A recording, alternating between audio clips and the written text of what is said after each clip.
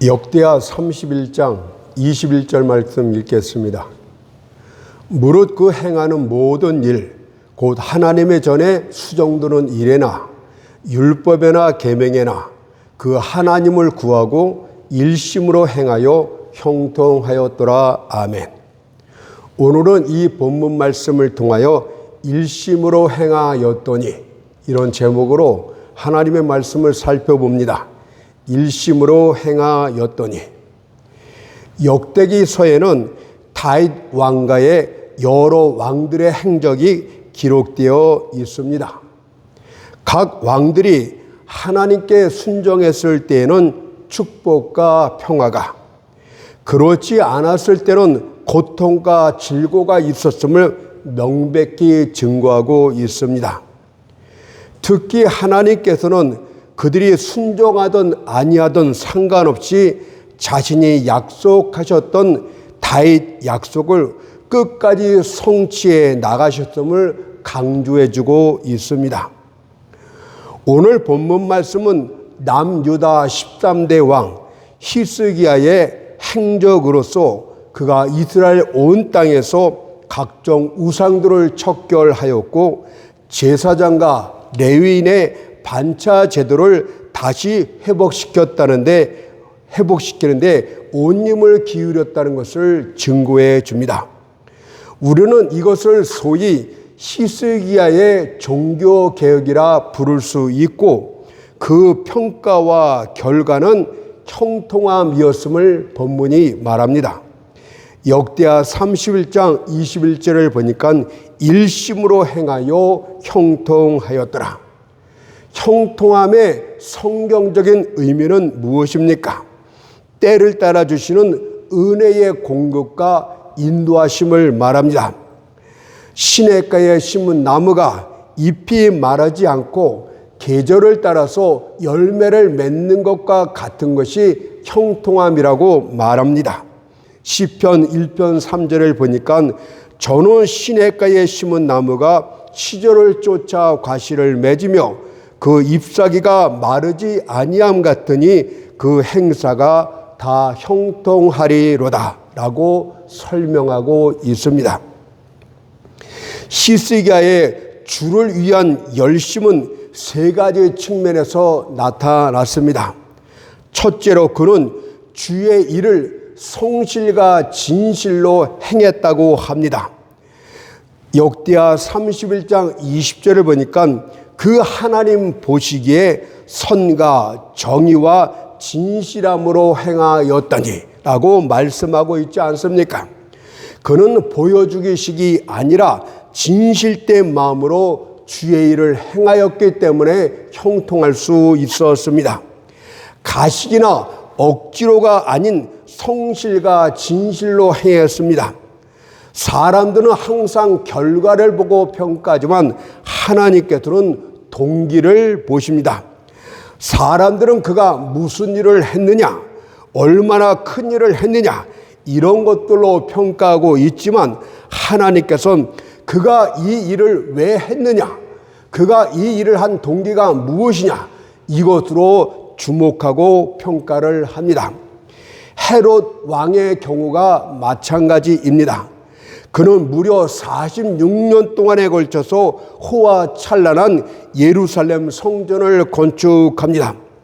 겉으로 볼 때는 하나님을 위해서 정말 위대한 일을 한 것처럼 보여집니다.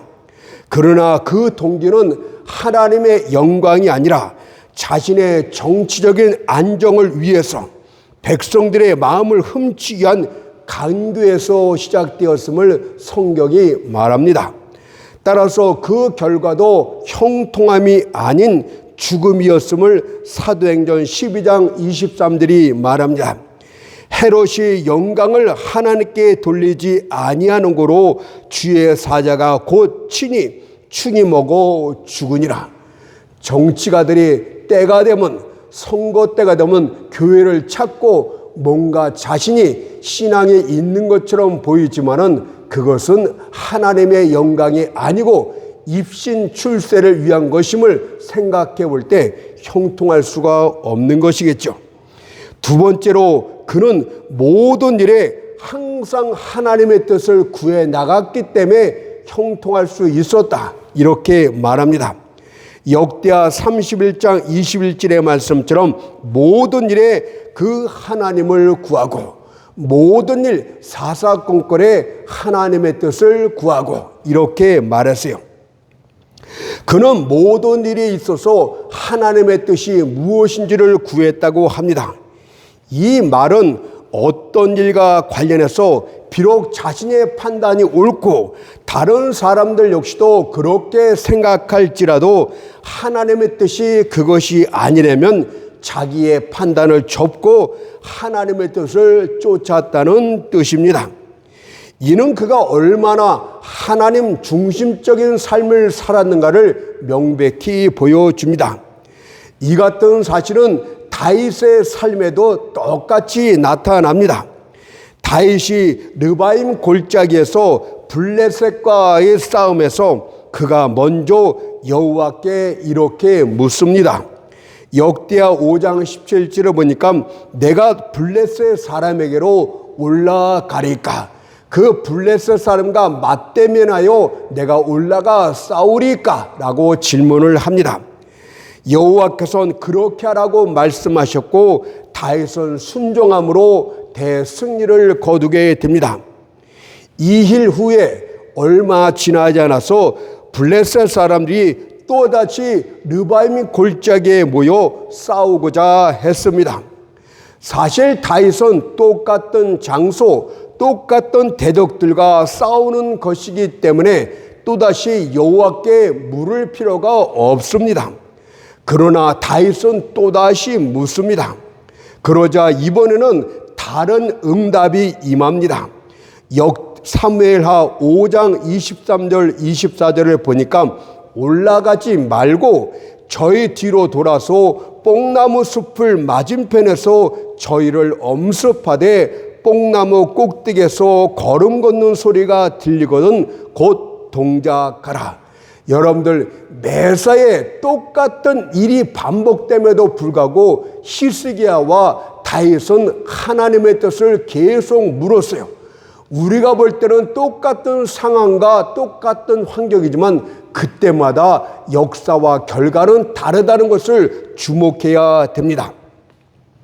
다윗은 여호와의 지시대로 행했고 또다시 대승리를 거두었습니다. 이때 만일 다윗이 물어보지 않고 자신의 생각대로 이전과 똑같이 블레셋과 맞대면하여 싸우려 나갔다면 그는 싸움에 패배했거나 전사했을지도 모릅니다. 그래서 잠언서 3장 6절에선 이런 귀한 교훈을 줍니다. 너는 범사의 그를 인정하라. 그리하면 내 길을 지도하리라. 범사의 그를 인정하래요. 그분 뜻이 무엇인가를 구하래요. 그리하면 내 길을 지도하리라고 약속하셨습니다.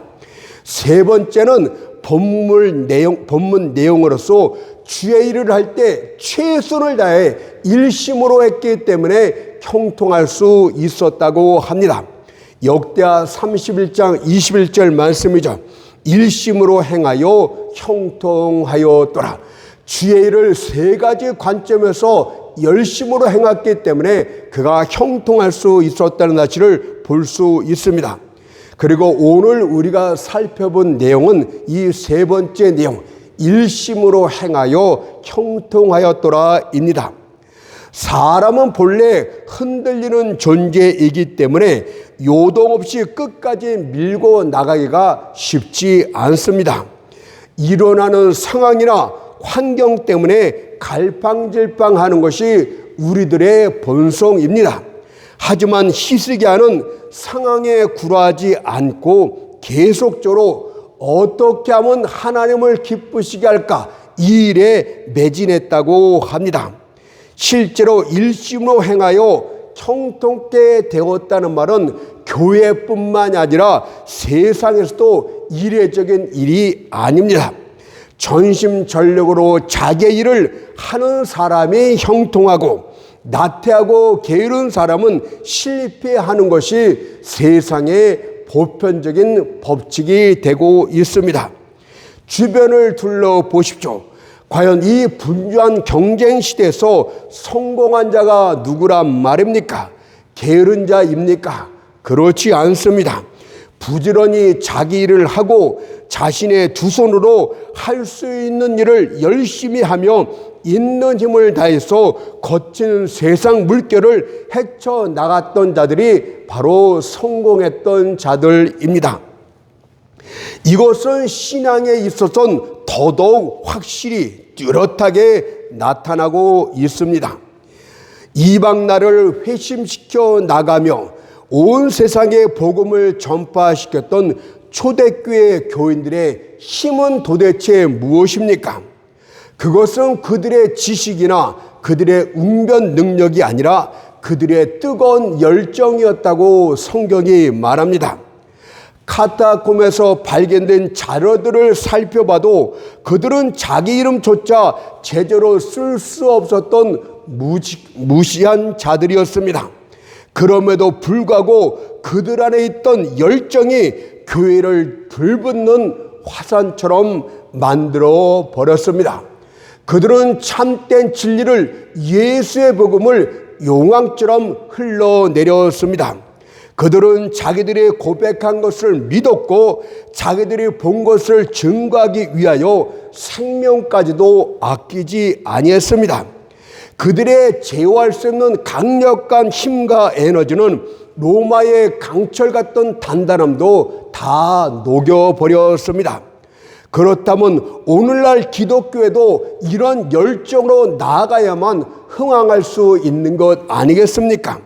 하지만 오늘날 한국교회를 보면 그런 뜨겁고 진실된 자들은 눈을 씻고 찾아봐도 찾아볼 수 없는 것이 현실입니다. 주변에는 온통 차갑고 계산적인 신앙인들만 가득합니다. 과연 오늘날 열정적인 신앙인들을 어디서 찾아볼 수 있습니까? 그리스도를 얻고 그리스도 안에서 발견케 되기 위하여 온 힘을 다해 수고하는 자는 도대체 어디에 있는 것입니까? 진실되고 열정적인 설교자들이 차지하고 있는 강단은 도대체 어디에 있단 말입니까? 한번 찾아가서 듣고 싶습니다. 오늘날 교인들을 보게 되면 차지는 않습니다. 하지만 그렇다고 하여 더운 것도 절대 아닙니다. 그들은 불신자가 아닙니다. 그렇다고 해서 그들의 행위를 보면 진실된 신자들도 아닙니다. 그들은 미지근한 자들, 적당주의자들, 양다리를 걸친 자들, 세상과 타협하는 자들, 이런 야누스의 자손들입니다. 많은 사람들은 타협적인 신앙이야말로 안전한 것이라고 하면서 이 종교 저 종교들이 서로 악수를 하며 타협을 합니다. 하지만 진리는 거짓과 절대 타협하지 않습니다. 오히려 타협하는 것이 궁극적으로는 대단히 위험하다는 것을 알지 못하십니까? 바다 위를 나는 날치를 보십시오. 날치는 바다 속에도 적들이 있고 바다 위 공중에도 적이 있는 이중적인 위험을 갖고 사는 물고기입니다. 주님께서도 이런 타협주의적인 신앙, 적당주의적인 신앙에 대해서 이렇게 책망하고 경고를 했습니다. 계시록 3장 16절을 보니까 내가 이같이 미지근하여 더웁지도 아니하고 차지도 아니하니 내 입에서 너를 토하여 내치라. 오늘날 한국교회를 보게 되면 주님의 입에서 토하여 내친 역겨운 존재들의 모습 그 자체 아니겠습니까? 구역질나게 매섭겁다 이 뜻 아닙니까?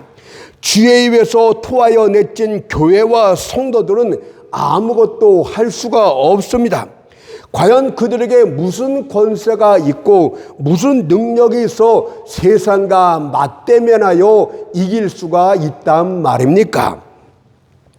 세상은 이런 구역질나는 교회, 이런 구역질나는 신자들, 타협하는 신자들에 대해서 앞에서는 칭찬을 하지만 뒤에서는 뭐라고 그러는지 아십니까?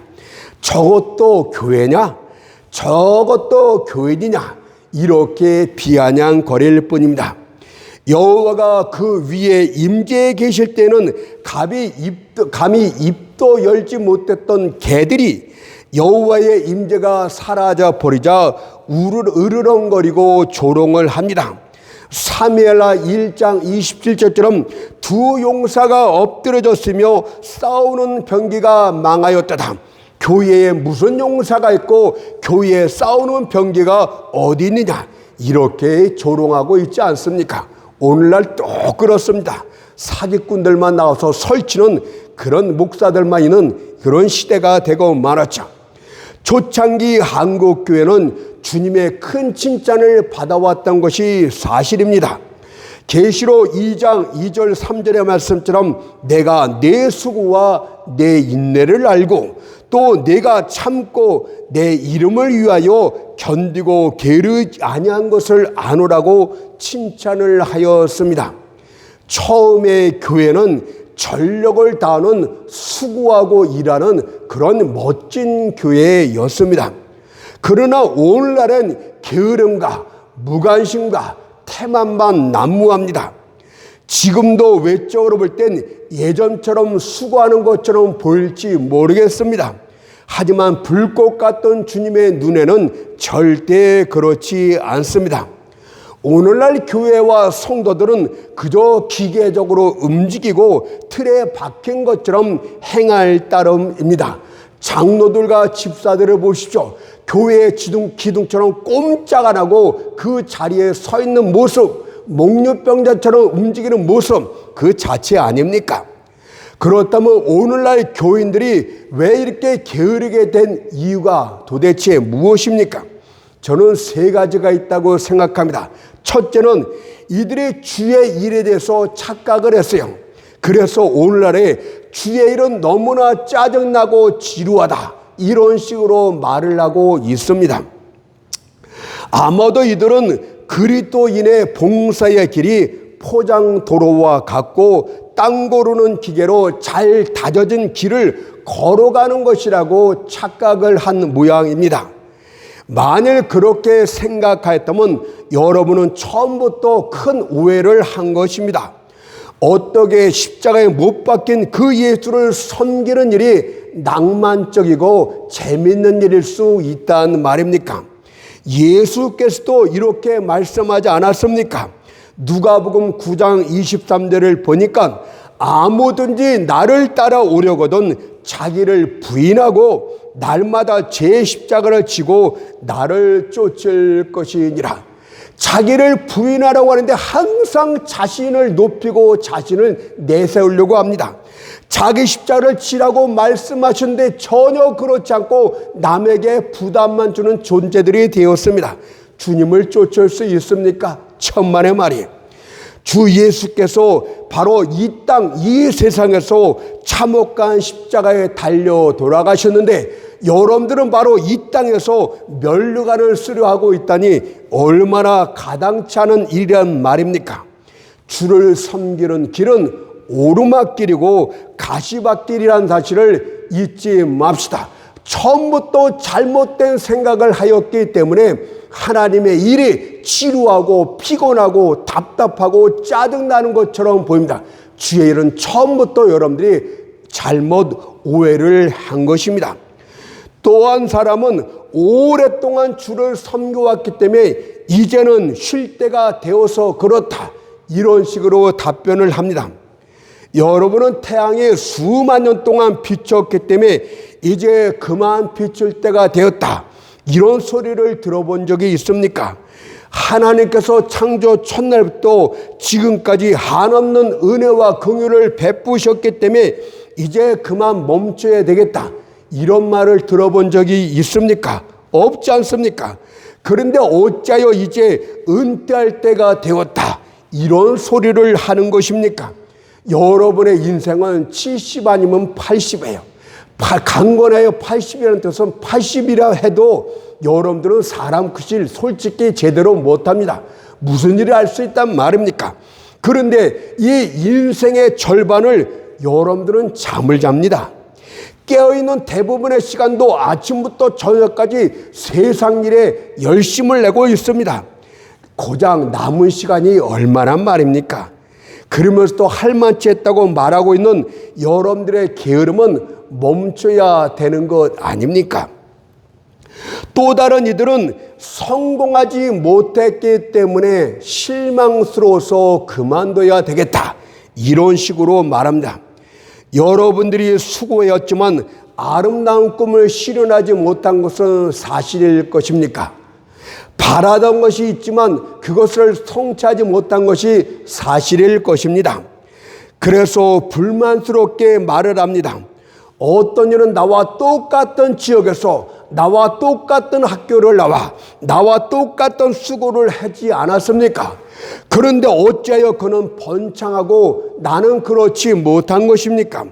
이에 불공평하면 하나님께로부터 나온 것이 아닙니까?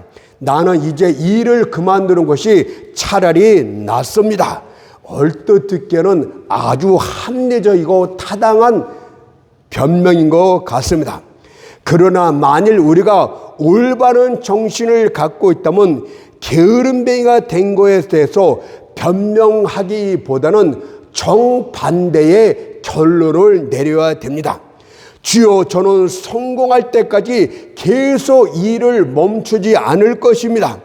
비록 지금까지는 번창하지 못했을지라도 나는 내가 할 수 있는 일을 최선을 다해서 끝까지 해보렵니다. 그러니 다시 한번 저를 도와주옵소서라고 말해야 됩니다. 생각해 보십시오. 정복하지 못했는데 왜 벌써 싸움을 포기한단 말입니까? 승리를 움켜쥘 때까지 계속 싸워야 될 그런 근성이 없단 말입니까? 그래서 갈라디아서 6장 9절에서는 이런 권면도 했어요. 우리가 선을 행하되 하나님의 일을 행하되 낙심하지 말지니 피곤하지 아니하면 때가 이름에 거두리라.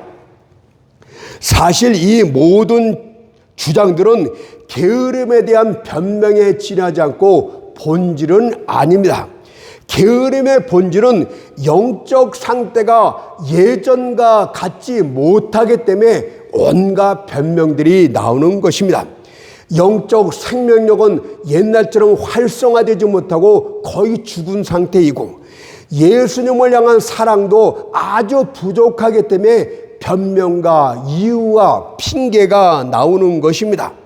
그래서 주님께서는 계시록 2장 4절 5절에서 이렇게 권고도 합니다. 너를 책망할 것이 있나니 너의 처음 사랑을 버렸느니라. 그러므로 어디서 떨어진 것을 생각하고 회개하여 처음 행위를 가지라. 처음 행위를 갖기 위해서는 처음 사랑을 회복해야 된다는 뜻이에요.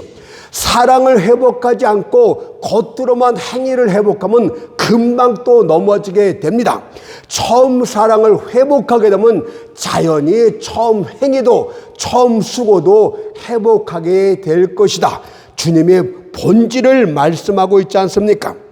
따라서 여러분들은 처음 사랑이 어떠했는지를 깊이 생각해보고 지금과 비교해보며 생각해 보십시오. 처음에는 주님 자신이 여러분들의 생명이었고 여러분들의 사랑 전부였고 여러분들의 기쁨 전체였습니다.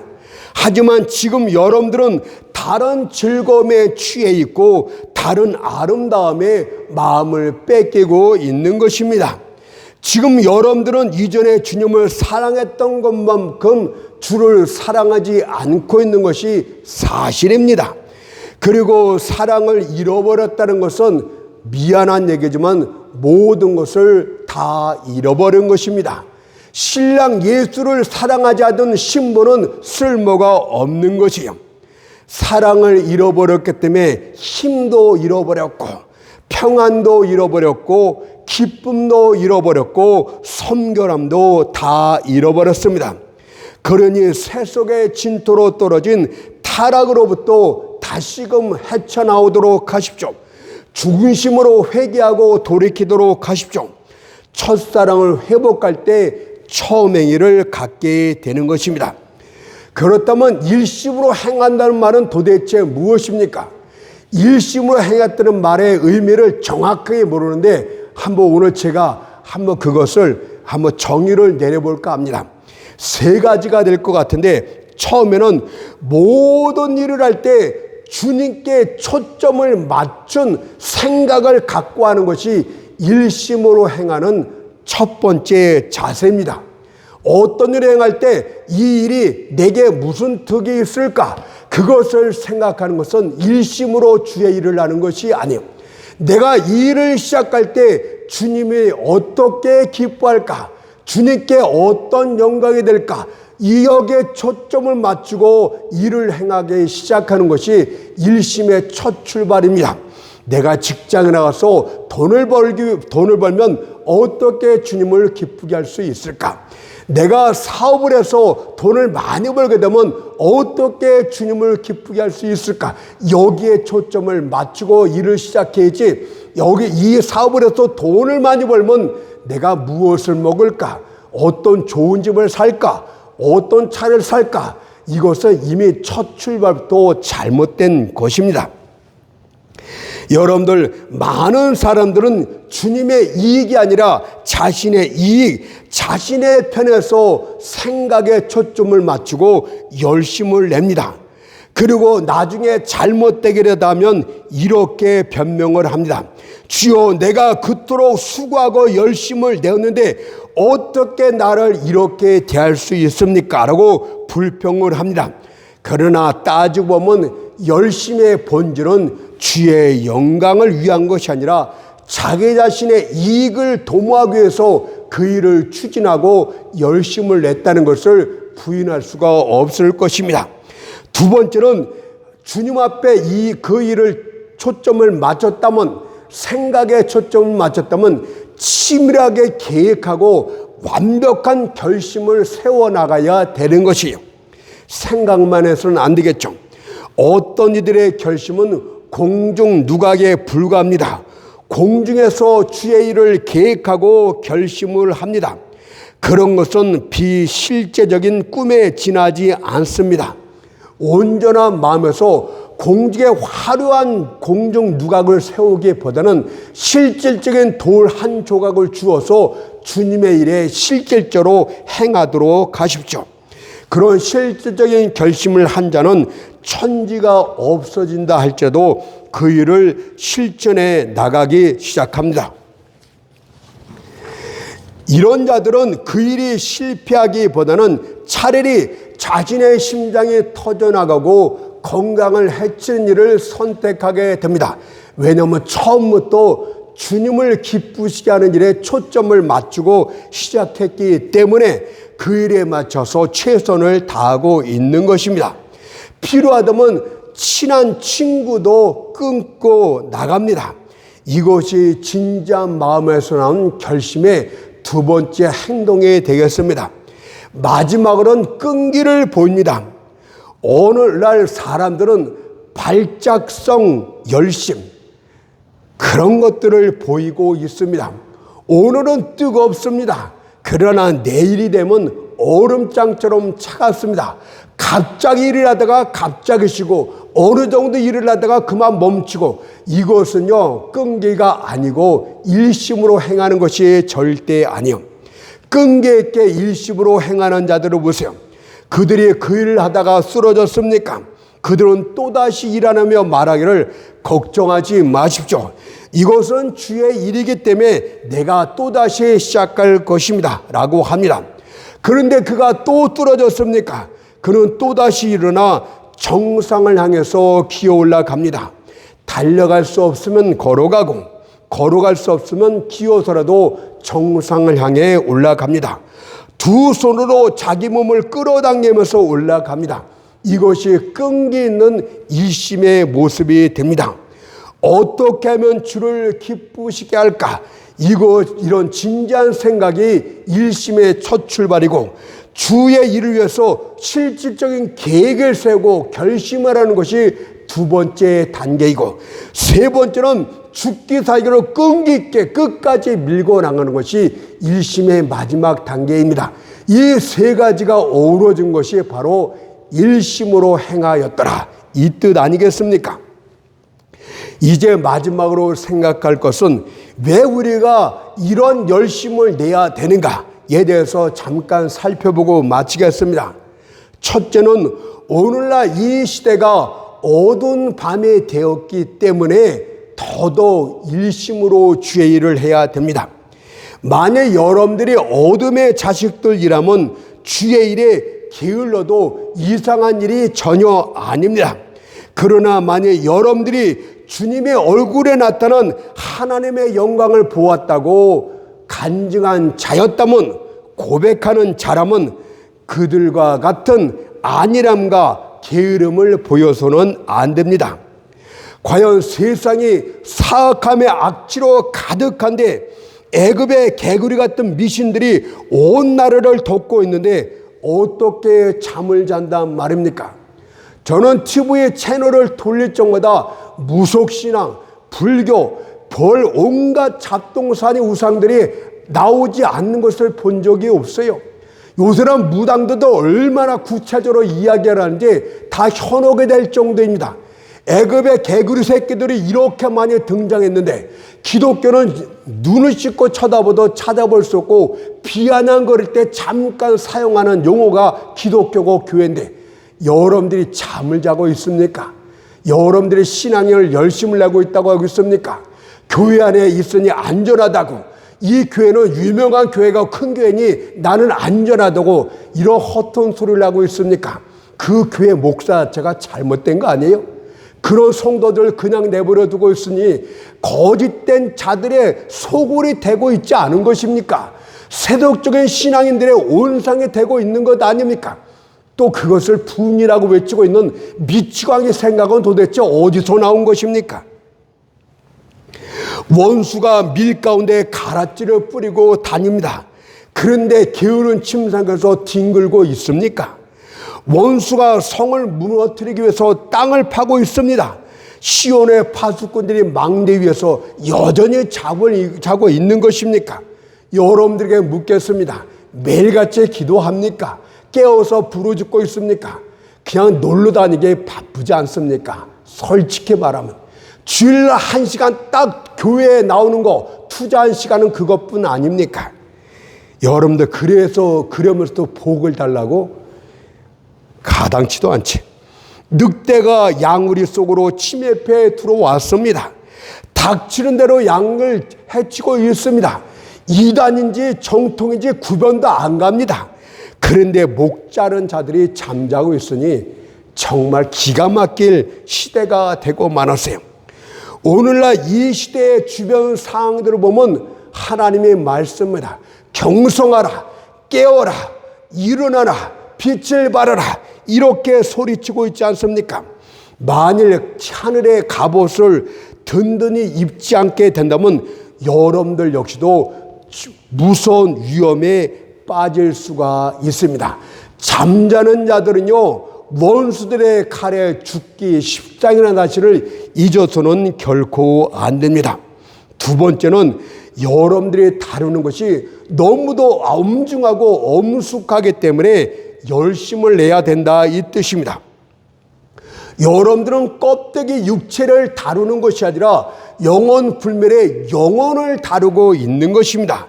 천국과 지옥에 그 영혼이 어떻게 들어가느냐 마느냐 영원한 문제를 다루고 있는 자들입니다. 사람의 죽음 가운데서 죽으면 무서운 심판을 받게 되는 그런 문제를 다루고 있는 것입니다. 그런데도 아니랍니까? 지금 이 순간에도 여러분들 앞에선 수많은 영혼들이 소리 지르면서 죽음의 강물에 휩쓸려 가고 있습니다. 오늘도 우리 앞에서는 죽어가는 수많은 영혼들의 신음소리가 하늘로 올라가고 있습니다. 최후의 고통 속에서 그들이 바라는 소리가 보좌 앞에 이렇게 들립니다.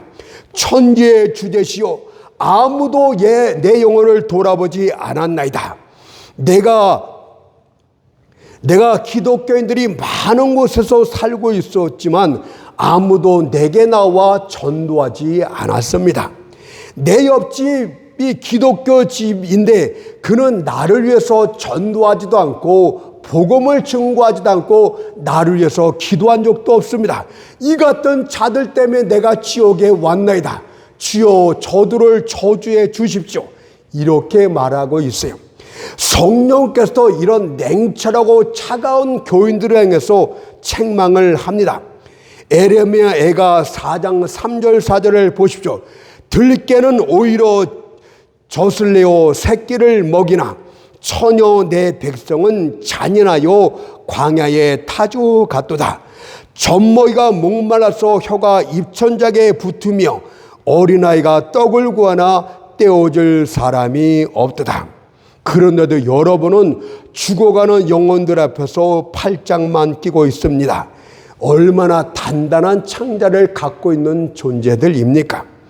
주님께서는 바로 당신 같은 사람의 죄 때문에 고난을 받아 피 흘려 죽으셨습니다. 그런데 그분의 머리에 쓴 멸관과 그분의 손과 발에 박힌 그 못을 입고 산다니 그럴 수가 있습니까? 이제 잠에서 깨어나십시오. 시장에서 피리 빌며 춤추던 행동들을 이제 그만두십시오. 호화스럽게 잠자던 그 침상에서 내려오십시오. 이제 뭔가 고귀하고 거룩한 일들을 여러분의 입장에 맞는 위치에서 시작하도록 하십시오. 주를 위한 최고의 열심은 영혼 구원입니다. 주께서 세상 들판에 가득한 추수단을 보시면서 이렇게 말씀하고 계십니다. 마태복음 9장 37절의 말씀처럼 추수할 것은 많은데 일꾼은 적으니 여러분들의 일꾼의 수에 보탬이 되기를 바라겠습니다.